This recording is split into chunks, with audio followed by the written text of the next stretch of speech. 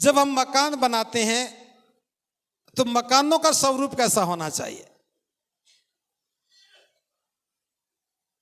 हमें घर के मुख्य द्वार पर बौद्ध सभ्यता के प्रतीकों को, जैसे सांची का द्वार है, पीपल का पत्ता है, के अनुसार हमें मुख्य द्वार का निर्माण करना चाहिए। जैसे आज हम अजंता में जाते हैं, अलोरा की गुफाएं देखते हैं, सांची में जाते हैं, तो ये विशेष प्रकार की आकृतियां बनी हैं जिनके आधार पर हम कह देते हैं ये बौद्धों का है। जैसे बोध गया गए होंगे तो बहुत बड़ा बुद्ध विहार है, उसके ऊपर कितनी सारी चीज़ें बनी, आकृतियां, वो सारी बताती हैं कि ये बौद्ध विरासत है। तो हमें भी अपने घरों के दरवाजे, गेट ऐसे बनाने चाहिए। हमने भी अलीगढ़ में जो बुद्ध विहार बनाया है उसके द्वार पर पीपल के पत्ते की आकृति में ही वो गेट बनवाया है। आगे चलें। मुख्य द्वार पर अशोक स्तंभ, अशोक चक्र, पीपल के पत्ते की आकृति भी लगाई जा सकती है ताकि पता लगे कि हम बौद्ध हैं। नेक्स्ट, प्रवेश द्वार पर पीपल के पत्ते की आकृति झालर के रूप में भी लगानी चाहिए। जैसे आपको याद होगा, आजकल तो परंपराएं बदल गई। पहले घर में हम एक झालर लगाते थे और खास तौर से बहन या बुआ लेके आती थी घरे प्रवेश के समय पर। इस हमें भी जैसे पीपल के पत्ते की आकृतियों की लड़ी बना करके प्रवेश द्वार पर लगा देनी चाहिए। ऐसे ही पीपल के पत्ते भी बांध के लगा सकते हैं, लेकिन सभी लगाएंगे तो पीपल के पत्ते कम पड़ेंगे, वो ठीक नहीं है। प्रकृति के संसाधनों को नहीं उजाड़ना चाहिए, लेकिन पीपल के पत्ते की आकृति को हम सजावट में लगा सकते हैं। अशोक चक्र को भी लगा सकते हैं। प्रवेश द्वार पर ऐसी झल्ली बना के लगा सकते हैं। नेक्स्ट,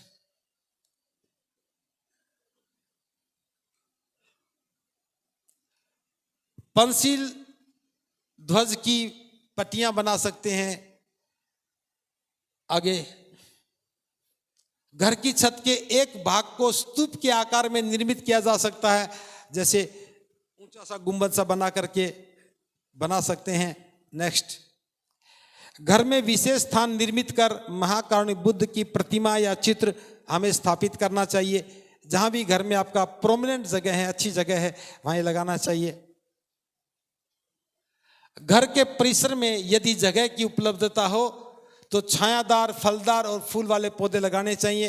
हर बौद्ध व्यक्ति को अपने घर के आंगन में पौधे या पेड़ अवश्य लगाने चाहिए।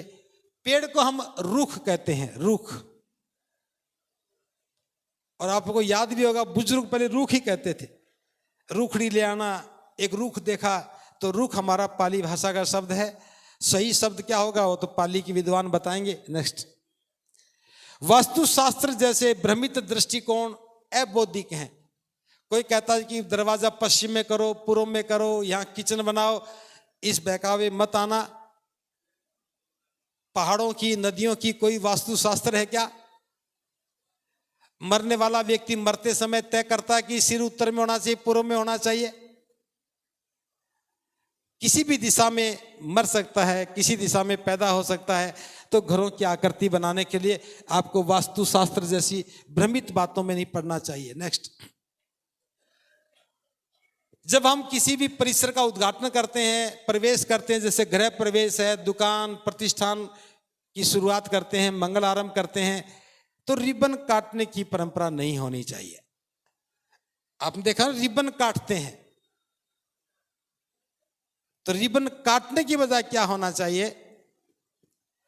दोनों तरफ से रिबन को बांध देना चाहिए। बीच में एक फूल की आकृति बना करके उसको बांधना चाहिए। और गृह प्रवेश करना हो तो उसको खोलना चाहिए। उसको तो खींचेंगे तो खुल जाएगा। खुलने का मतलब है अब प्रवेश के लिए द्वार खुल गया। काटना, आप कल्पना करके देखो, जब कैंची लेके काट रहे हो तो भाव कैसा होता है? कैसा भाव होता है? काटने का भाव नहीं, खोलने का भाव है। हम उस द्वार को खोल रहे हैं। जो बंधा हुआ था, बंद था, रस्सी को खींचा, रिबन को खींचा और खुल गया। तो इसका भी हमें अभ्यास करना चाहिए। कोई कहिए रिबन क्यों नहीं काट रहे, आप कहो कि बौद्ध लोग काटते नहीं हैं, खोलते हैं। नेक्स्ट, इसी से जुड़ा हुआ विषय है, जैसे घर में बच्चे जन्मदिन मनाते हैं, बड़े भी मनाते हैं, आजकल तो बहुत बड़े बड़े भी मनाते हैं, केक काटते हैं, केक काटते हैं। केक काटनी चाहिए या नहीं काटनी चाहिए? देखो, केक हमारी कल्चर का हिस्सा नहीं था, कहीं से भी आ गया, अब हमारी कल्चर में है ना। तो बस हमें इतना कहना है, केक काटना नहीं चाहिए, बस केक बांटना चाहिए। केक काटना नहीं चाहिए। जैसे बच्चे कहते ना, मैं केक काटूंगा, अब ये होना चाहिए कि मैं केक बांटूंगा। आप कहेंगे कि बांटने के लिए तो काटना पड़ता है। क्यों काटना पड़ता है? काटने की जरूरत नहीं है।